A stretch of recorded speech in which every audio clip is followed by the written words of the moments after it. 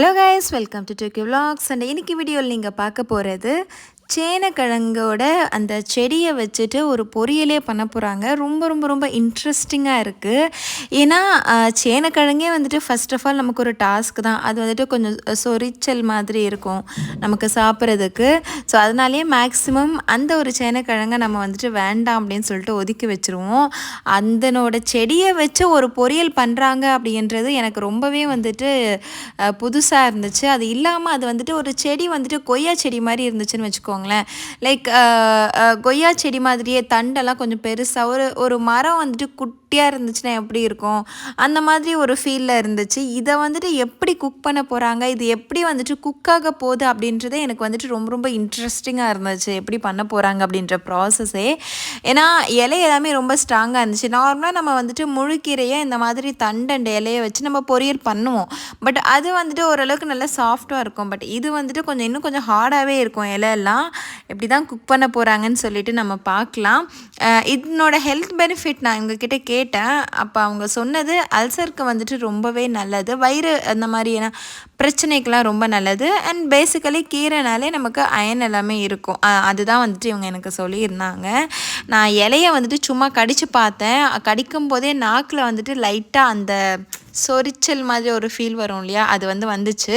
Cook பண்ணி சாப்பிட்டா வராது அப்படின்ற மாதிரி சொன்னாங்க. ஸோ ப்ராசஸ்க்குள்ளே போயிடலாம். நல்லா வாஷ் பண்ணிவிட்டு அதில் கொஞ்சம் உப்பு, மஞ்சத்தூள் இது ரெண்டும் தான் வந்துட்டு போட்டிருக்காங்க. போட்டுட்டு நல்லா வந்துட்டு கொதிக்க விடுறாங்க.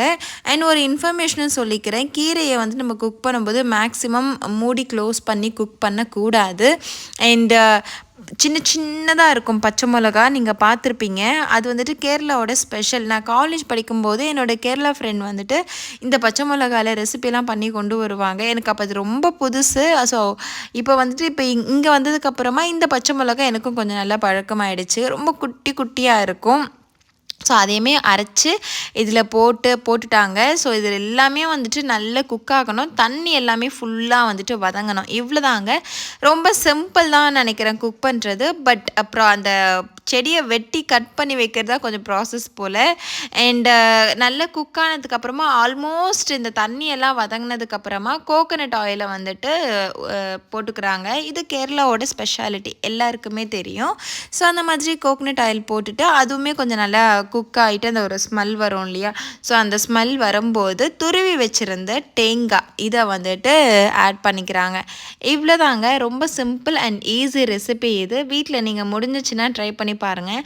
பட் நம்ம சென்னையில் இந்த யாம் செடி வந்துட்டு நமக்கு கிடைக்குமா அப்படின்னு கேட்டால் எனக்கே வந்துட்டு தெரியல. நான் இதான் ஃபர்ஸ்ட் டைம் நான் பார்க்குறேன். ஒரு வேளை சென்னையில் கிடைச்சிச்சு இல்லை உங்கள் யாருக்காச்சும் வெளியூர்லேயும் கிடைக்குது அப்படின்னா ட்ரை பண்ணி பாருங்கள். சாப்பிடும்போது நல்லா தான் இருந்துச்சு. அந்த சொரிச்சல் அது வந்துட்டு நாக்கில் அது வரல, அது வந்துட்டு ஓகே ஆயிடுச்சு. ஸோ ஒரு தடவை ட்ரை பண்ணி சாப்பிட்டு பாருங்கள். வித்தியாசமான ஒரு ஃபீல் இருக்கும்னு நினைக்கிறேன்.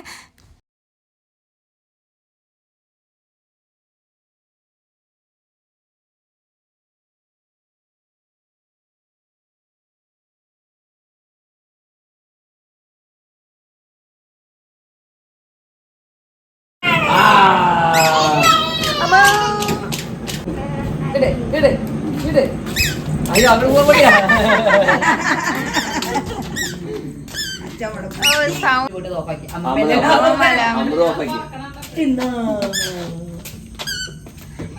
Ada ke dulu. Oh.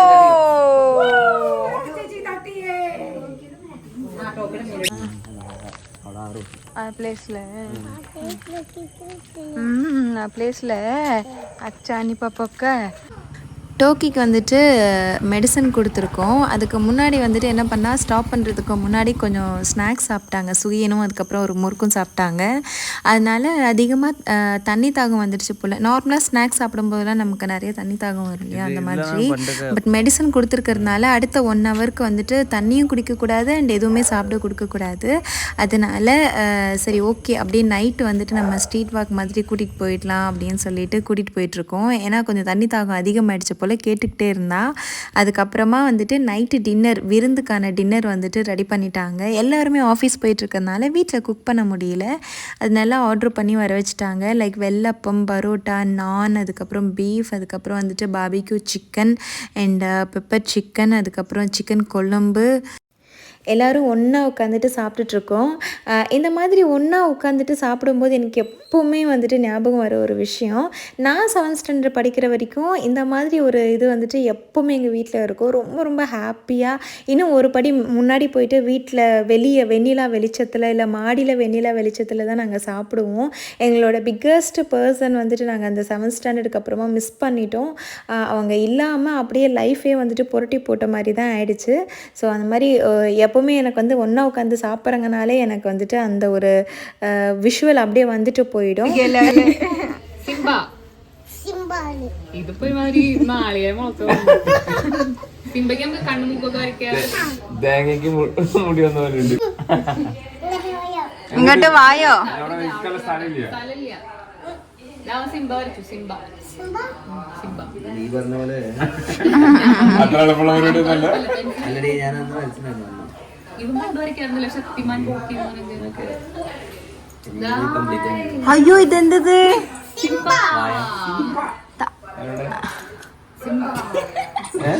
പാവട്ടോ ഇത്. സ്കില്ല് പുറത്തെടുക്കും. അതെ ഇവിടെ അവളെ എന്താ പറയാ ഭാരതപ്പുഴ പോലത്തെ ഒരു ഡെസേർട്ടേ ഉള്ളൂ. പിന്നെ അവിടെ എടുത്തടി ജയ്സാൽമർ പിന്നെ പാകിസ്ഥാനിലെ പിടി അവിടെയാണ് മറ്റേ സിജു ആയി അതൊരു കാട്ടുമുക്കായിരുന്നു. നല്ല ഫുഡായിരുന്നു ഞങ്ങക്ക് കോൺഫറൻസിനൊക്കെ. അങ്ങനത്തെ പോകുന്നു ഞാൻ 3 മാസം നല്ല ഫുഡാണ്. ഇപ്പൊ പുറത്തുള്ള പുറത്തെനിക്ക് ചോറൊന്നും കിട്ടില്ല. ഹോട്ടലിൽ കിട്ടും, 3-star ഹോട്ടലൊക്കെ കിട്ടും. ഞാൻ ഹോട്ടലിൽ നിന്നപ്പോ കിട്ടി. പിന്നെ പുറത്തിറങ്ങിയിട്ട് ഞാൻ ഫസ്റ്റ് തന്തൂർ റൊട്ടി സംഭവം എനിക്ക് വലിയ ഐഡിയ ഇല്ല. എനിക്ക് അറിയാവുന്ന ഇന്ത്യയിലൊക്കെ ഞാൻ തന്തൂർ റൊട്ടി മതി എന്ന് പറഞ്ഞു. റൊട്ടി മതി അപ്പൊ ഏതാ വേണ്ടി വെച്ചു. അപ്പൊ ഇതിൽ തന്തൂർ നമുക്ക് അറിയാലോ. ശരി ഓക്കെ തന്തൂർ റൊട്ടി ആയിക്കോട്ടെ പറഞ്ഞിട്ട് തന്തൂർ റൊട്ടി പറഞ്ഞു. അപ്പൊ എത്ര വേണ്ടി. கிருஷ்ண ஜெயந்திக்காக பசங்க எல்லாம் வந்துட்டு கிருஷ்ணர் வேஷம் கட்டிட்டு இந்த மாதிரி நடந்து வருவாங்களாம். ஸோ அவங்களுக்கு எந்த ஹார்மும் இருக்கக்கூடாது அப்படின்றதுக்காக அந்த சைடில் இருக்கிற செடி எல்லாமே ஃபுல்லாக வந்துட்டு க்ளீன் பண்ணிகிட்ருக்காங்க. இந்த மிஷினை வச்சு க்ளீன் பண்ணுறது ரொம்ப ரொம்ப ஈஸியாக போல. டக்குன்னு செடியெல்லாம் பயங்கரமாக வெட்டி எடுத்துடுது. விவசாயம் பண்ணுறவங்களுக்கெல்லாம் நிறைய யூஸ் ஆக சான்ஸ் இருக்குது இந்த மிஷின்.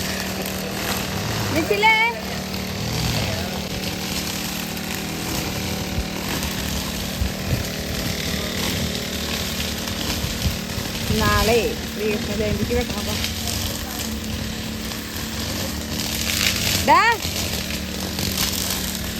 ഓ കല്ലിങ്ങോട്ട് വരുന്നു.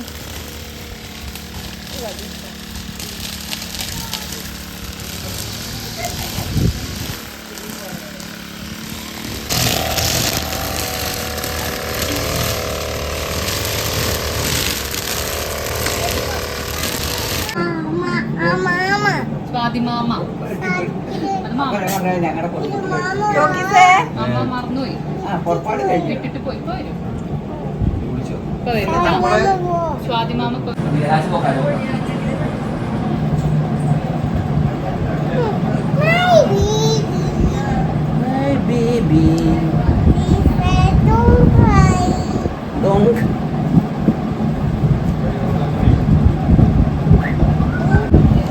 അയ്യോ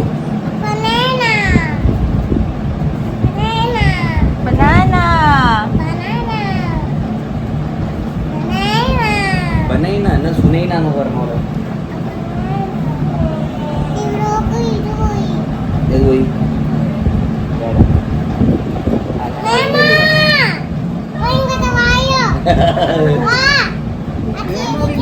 അച്ഛരിക്കേണ്ട അച്ഛൻ ചവിട്ടുക. എന്തായാലും വേഗം നമ്മുടെ പ്രാർത്ഥന ഇവിടെ വന്ന ചിക്കോട്ടോക്ക് വേണ്ട. ആ ശരി ശരി ആ ആ ശരി ശരി ഇത് പറഞ്ഞു പോകും.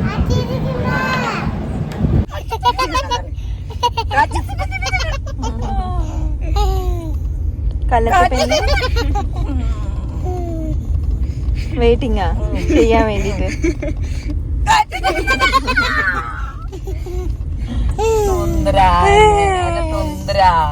തുന്തരനെ കിട്ടോ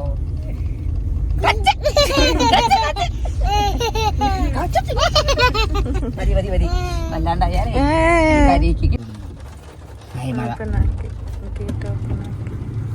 അനിപ്പാപ്പ ഉറങ്ങി. അല്ല നമ്മുടെ ஃபைனலி நிக்கி வந்துட்டு சென்னைக்கு கிளம்புறாங்க. அதனால அவருக்கு ஈவினிங் முட்டை தோசை செஞ்சு கொடுத்துட்டு அப்படியே அமுச்சு விடலாம் அப்படின்னு சொல்லிட்டு, அது இல்லாமல் நம்ம திருச்சூர் போயிட்டு இருக்கும்போது அந்த ஸ்ட்ரீட் வாக் மாதிரி போனோம் இல்லையா நைட்டில், அந்த டைமில் அப்படியே மெயின் ரோடுக்கு போயிட்டு லென்ஸ் லிக்விட் வாங்கலாம்னு சொல்லிட்டு போனோம். பட் லிக்விட் கிடைக்கல, ஆனால் டோக்கிக்கு ஸ்ட்ராபெரி கிடச்சிச்சு. லென்ஸை பற்றி அண்ட் இதெல்லாம் கேட்டிருந்தீங்க. நான் யூஸ் பண்ணுறது வந்துட்டு லென்ஸ் கலர் ப்ரௌன் கலர் மாதிரி, அண்ட் நான் இதுக்கு முன்னாடி யூஸ் பண்ணிட்டு இருக்கிறது ப்ளூ கலர். லென்ஸ் கார்ட்டில் தான் நான் இப்போ லென்ஸ் அண்ட் ஸ்பெட்ஸ் எல்லாமே வாங்கிட்டுருக்கேன். அண்ட் நல்ல ஐ செக் பண்ணிவிட்டு நம்ம வந்துட்டு வாங்குறது நல்லது. வருஷத்துக்கு ஒரு தடவை கண்டிப்பாக நம்ம வந்துட்டு நம்மளோட ஐ செக் பண்ணணும்.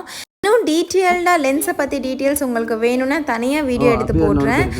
ஆல்மோஸ்ட் நான் வந்துட்டு ஒரு 10 இயர்ஸ்க்கு மேலே லென்ஸ் யூஸ் பண்ணிகிட்ருக்கேன். இது வரைக்கும் எனக்கு எந்த பிரச்சனையும் வந்தது கிடையாது. கூடிய சீக்கிரம் லேசர் பண்ணலாம் தான் பிளான் பண்ணிகிட்ருக்கேன். ஸோ அது எலிஜிபிலிட்டி எல்லாமே செக் பண்ணிவிட்டு தான் நம்ம பண்ண முடியும். அண்ட் டோக்கியோ வந்துட்டு நிறைய பேர் இன்ஸ்பயர்டாக எடுத்துக்கிறது எனக்கு ரொம்பவே ஹாப்பியாக இருக்குது. முக்கியமாக இன்ஸ்டாகிராமில் எனக்கு பர்சனல் மெசேஜ்லாம் நீங்கள் பண்ணுவீங்க. ஸோ அதில் வந்துட்டு டோக்கியோட அந்த சாப்பிட்ற விஷயங்களாக இருக்கட்டும், அண்டு டோக்கியோ பேசுகிறது அண்ட் அவள் சொல்கிறதெல்லாம் கேட்குறது, கொஞ்சம் சமத்துக்குட்டியாக இருக்கிறது, இந்த மாதிரி விஷயங்கள்லாம் நீங்கள் ஷேர் பண்ணியிருக்கீங்க. சீரியஸாகவே ரொம்ப பிளஸ்டு மூமெண்ட் தான். ஏன்னா நிறைய ஸ்ட்ரகிள்க்கு அப்புறம் நம்ம அவளை வந்துட்டு இந்த மாதிரி ஒரு குட் குவாலிட்டியோட ரைஸ் பண்ணது சீரியஸாகவே ஒரு ப்ரவுட் மூமெண்ட் தான். அண்ட் அவளுமே அதுக்கு ரொம்ப நல்லா கோஆப்ரேட் பண்ணுவா. முக்கியமாக நான் என்ன சொல்ல வரேன்னா, குழந்தைங்க முன்னாடி எப்போவுமே பாசிட்டிவ் வைபாக மட்டுமே இருங்க. நானும் நிக்கியும் ஏதாச்சும் எங்களுக்குள்ள பிரச்சனை இருந்தால் கூட டோக்கி முன்னாடி காமிச்சதே கிடையாது. மேக்ஸிமம் அவள் முன்னாடி நாங்கள் வந்துட்டு குட் வைபாக பாசிட்டிவ் வைபாக தான் இருந்திருக்கோம். ஈவன் டஃபஸ்ட் சுச்சுவேஷன்லையும் நாங்கள் அப்படி தான் இருந்திருக்கோம். அது நம்மளோட ஹாஸ்பிட்டல் வீடியோவாக இருக்கட்டும், இல்லை டெய்லி லைஃப் வீடியோலேயும் நீங்கள் பார்த்துருப்பீங்க. ஸோ அந்த மாதிரி மேக்ஸிமம் குழந்தைங்க முன்னாடி இருந்தீங்கன்னா கொஞ்சம் பெஸ்ட்டாகவும் நமக்கு வந்துட்டு கொஞ்சம் ஈஸியாகவும் இருக்கும் ஹேண்டில் பண்ணுறதுக்கு. அண்ட் இந்த வீடியோ புதுசாக பார்க்குறீங்கன்னா ப்ளீஸ் டூ சப்ஸ்கிரைப். அண்ட் எப்பவும் போல் உங்களோட ஒப்பீனியனை கமெண்ட் பண்ண மறந்துடாதீங்க. தேங்க்யூ, பாய் பாய். சீக்கிரமாக நம்ம வந்துட்டு கல்யாண வீடியோஸ் எல்லாமே பார்க்கலாம்.